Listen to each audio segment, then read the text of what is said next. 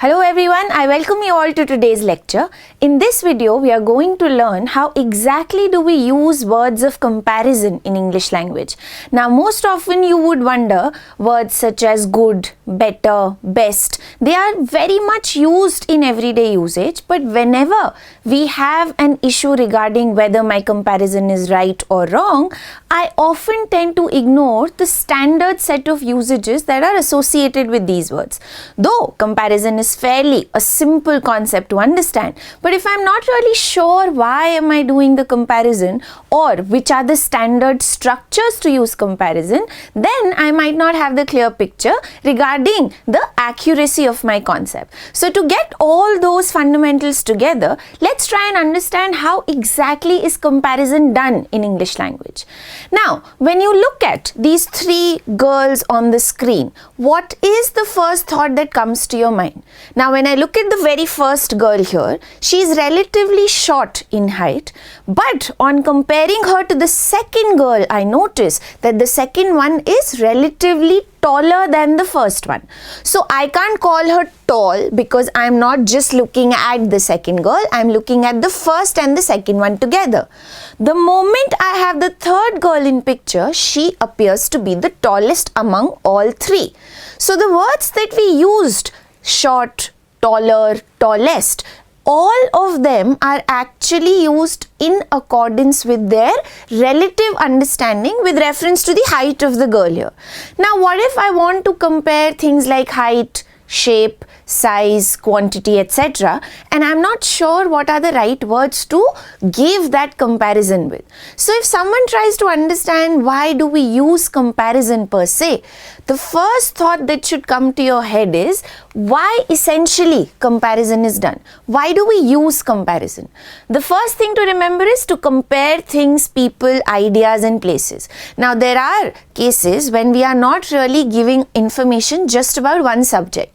So if the number of subject increases in a sentence, I need words that can compare one to the other.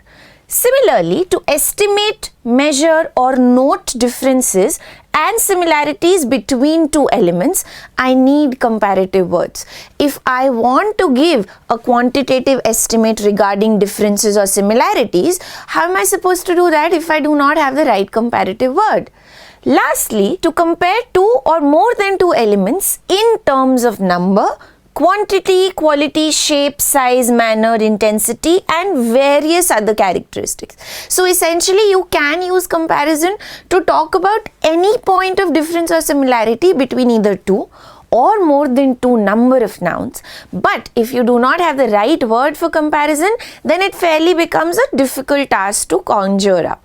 So let's look at the features of comparatives per se. The first feature you notice is that they are gradable expressions. I am trying to grade the feature in terms of the first subject, second or third. Similarly, they express difference between elements in terms of quality and quantity to show change over time. Now, how does this look like? Look at the example. The condition of the poor is growing worse day by day. Now, you notice because the gradual comparison is given, look at the choice of words. I am not calling it the condition of poor is bad, because I'm not talking about at this moment. I'm talking about the gradual increase in condition. So from bad, we move to worse. Similarly, the polar regions are getting hotter every year. Because the every year comparison is given, we move from hot to the second degree, which is hotter.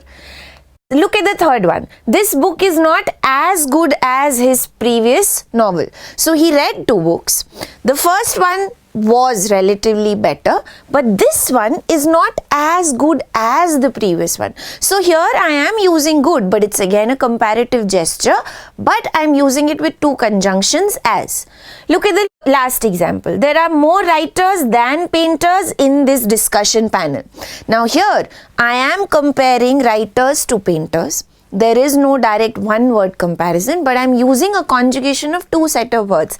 I have more coupled with than. If I look at all these kinds of examples together, I notice that the essential feature of a gradable comparison is that it talks about difference between two elements in terms of quantity or quality to show change over time. So if I'm not talking about any change, then there's no point of comparison. Look at the next one. They express change of quality or quantity. We've established that. How does that function? He is as smart as his brother. I am mentioning specific quality of a person, comparing two different individuals.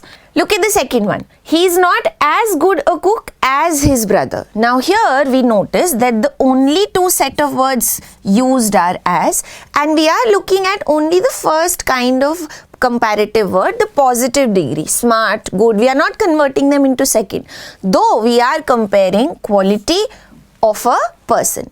Similarly, they are used to denote a single element as a unique one or to specify a single member of a group. If I am specifying one particular member in a larger group, then also I can use a comparative word.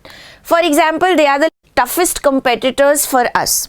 I am talking about all the competitors in a group. The comparison is of one competitor among all. Therefore, the degree used is the third kind, the superlative kind, the toughest competitor. The next one says, our school has produced many scholars, but he is by far the most talented one. Now you notice there are two constructions. The toughest carries a EST form, but talented does not carry EST. Talented carries most as a superlative expression. So yes, over the course of the lecture we will find out how does one choose whether to write EST form or to write most form by the structure of the word. But that we'll move to slowly towards the step-by-step understanding of comparison. The next one is, they are also used to express preference and choice. I want to talk about a preference order, or I am giving a choice from comparing one to the other. For example, I prefer his garments than jewelry. Now here the only comparative word mentioned is than. The comparison is clearly between garments and jewelry, but there is no degree of comparison used. Similarly, you can notice that it expresses the sentiment that I find his jewelry not that impressive. Because I am talking about the sentiment of comparison, the only one word suitable is than. Look at the next one. They are also used to denote attitudes of the speaker or writer. How does one talk about the expression or the attitude? Look at the example. He has as many as 50 suits. Why am I giving this comparison? Not just to give a number, but essentially it expresses the sentiment that he must be very rich to afford these many suits. So the understanding is that I am talking about richness of a person, and thus to show that I gave a comparative analysis. The next one says they are also used to express assumptions. Assumptions that we tend to take for granted as a piece of information. The example says his chocolate ice cream is always the most delicious. So what am I assuming when I write this sentence? That chocolate ice cream is delicious. His chocolate ice cream is always most delicious among all the others.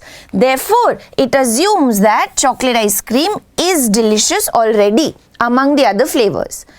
And thereafter, the order of the comparative words is not standard. Some occur before a noun and some occur after it. This is one of the standard features of comparative words. For example, there have been many great romantic poets, but Keats was the greatest. I am using two comparatives. Great romantic poets for all. Among them, Keats was the greatest, the superlative expression. Similarly, comparatives are not just one word adjectives but can be elaborate phrases and clauses. So for people who wonder adjectives are only one word giving a comparison of one kind, that also doesn't function. For example, this restaurant is not as huge as I had expected it to be. So the entire phrase is actually giving me the restaurant's detail in comparison to what I had thought it to be. Therefore, it becomes an entire clause rather than a one-word adjective.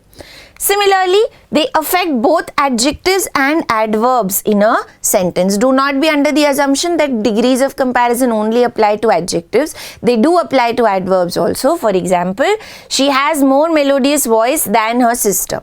What adjective am I pointing out? I'm clearly pointing out melodious as the adjective. More defines this word, therefore becomes an adverb itself, a degree of comparison. Similarly, she sings more melodiously than her sister. Now, melodiously itself is an adverb. Because more can also increase the degree, therefore these two words are essentially acting as comparatives. So when you look at all these features combined, you understand that if one has to learn comparatives as a concept, one has to be aware of all degrees of comparison. So to understand the 3 degrees of comparison, let's go to the next segment, get them one by one straight in our heads so that we can progress further to learn the structure of comparatives. So let's move to the next segment to understand 3 degrees of comparison.